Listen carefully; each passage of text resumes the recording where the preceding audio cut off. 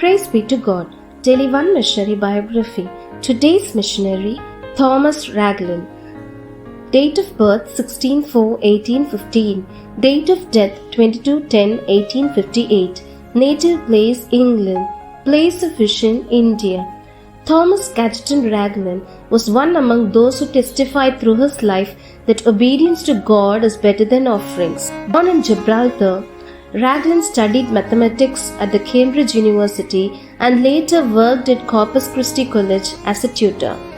It was at Cambridge Ragland was disturbed by the thought that thousands were dying without knowing Christ.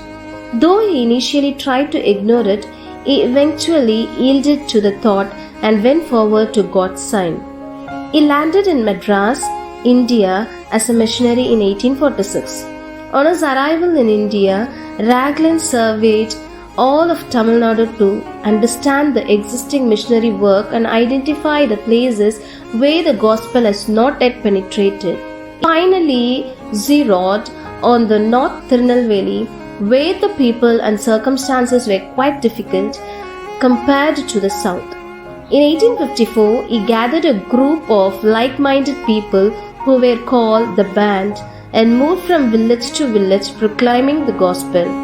The band used to stay for 20 days in a village, doing personal evangelism, street preaching, and conducting prayer meetings, and then moved to the next village. The band members' follow-up work among the newly baptized believers helped establish small Christian groups in every village.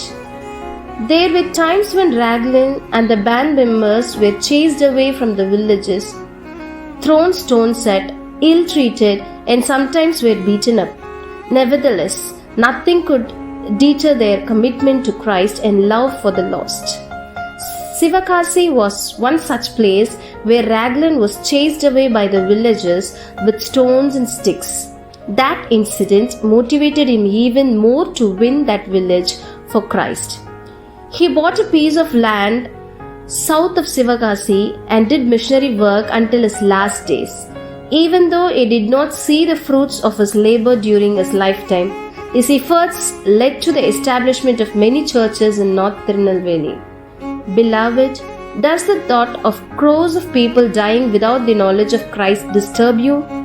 Lord, forgive me for ignoring the opportunities to share the gospel and help me to be genuinely concerned for the lost souls. Amen.